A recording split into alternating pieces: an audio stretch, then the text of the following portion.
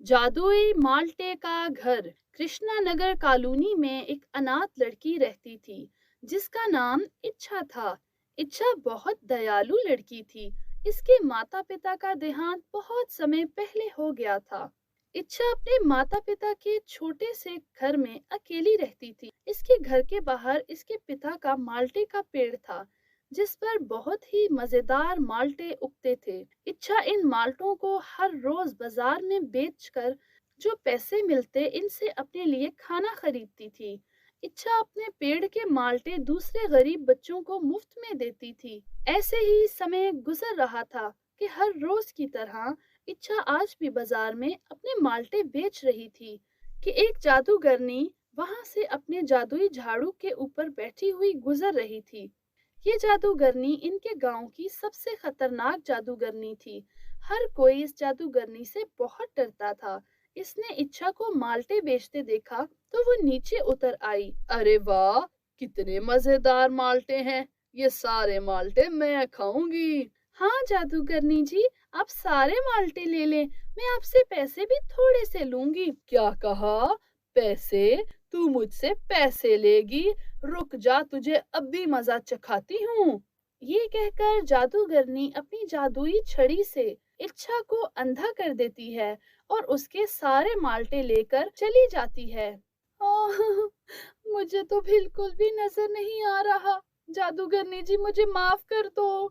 मेरे सारे माल्टे ले लो, लेकिन मेरी आंखें वापस कर दो। अब मैं क्या करूंगी? मुझे तो कुछ भी नजर नहीं आ रहा। जादूगरनी, जादूगरनी। लगता है जादूगरनी चली गई है। रोते हुए इच्छा अपने घर आ जाती है और वो अपने घर ही बैठी रहती है। अब वो माल्टे बेचने भी नहीं जा सकती थी क्योंकि उसे तो कुछ नजर ही नहीं आ रहा था। 2 दिन तक इच्छा अपने घर ही बैठी रही और वो ये सोचती रही कि अपने खाने का बंदोबस्त कैसे करेगी। इच्छा हर रोज की तरह आज भी अपने बेड पर बैठी सोच रही थी कि वो खाना कैसे खाए। अगर मैं ऐसे ही बैठी रही तो मैं तो भूख से मर जाऊंगी। चलो मैं खुद ही उठ के चलती हूँ, शायद मेरी कोई मदद हो जाए।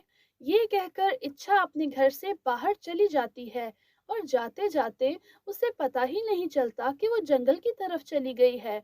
जंगल की तरफ चलते चलते वो एक ऊंची पहाड़ी पर चढ़ जाती है और पहाड़ी के किनारे पर खड़ी हो जाती है। इतना चल लिया मैंने, अब तो मैं थक गई हूँ। मुझे ही हिम्मत करनी होगी। चल इच्छा, हिम्मत कर और आगे बढ़।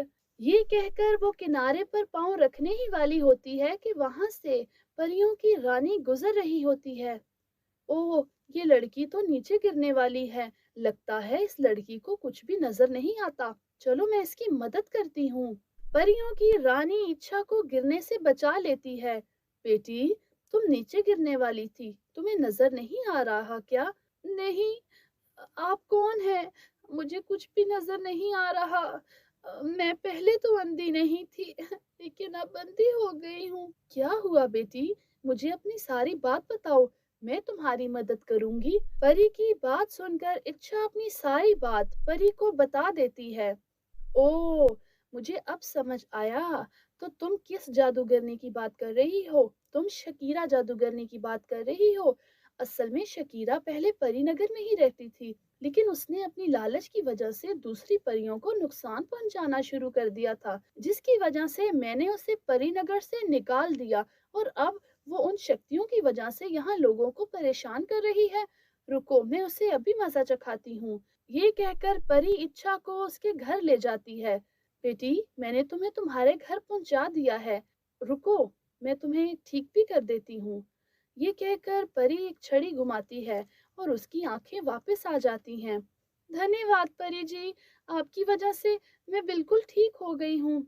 हाँ, तुम ठीक तो हो गई हो, लेकिन वो जादूगरनी तुम्हें ज्यादा देर ठीक नहीं रहने देगी। इसका भी उपाय है मेरे पास। परियों की रानी उसके माल्टे के पेड़ की तरफ छड़ी घुमाती है और वहां एक बड़ा सा माल्टे का घर बन जाता है। बेटा, ये माल्टे का जादुई घर है। अब तुम इसमें रहो और तुम्हें बाहर निकलने की भी कोई जरूरत नहीं है। ये माल्टे का घर तुम्हारी हर इच्छा को पूरा करेगा। और तुम्हें शकीरा जादूगरनी से डरने की भी कोई जरूरत नहीं है, ये माल्टे का घर इसे अच्छा सबक सिखाएगा। ये कहकर परी गायब हो जाती है और इच्छा अब उस माल्टे के घर में खुशी खुशी रह रही होती है।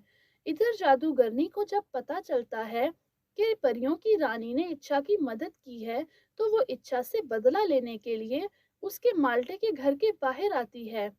अच्छा, तो परियों की रानी ने ऐसे मदद की है इसकी, रुको इसके घर को अभी तबाह कर देती हूँ। ये कहकर शकीरा जादूगरनी अपनी छड़ी माल्टे के घर की तरफ करती है, तो माल्टे का घर अपने मुंह से आग निकालता है, जिससे जादूगरनी शकीरा राख हो जाती है और यूं पूरा गांव शकीरा जादूगरनी से बच जाता है।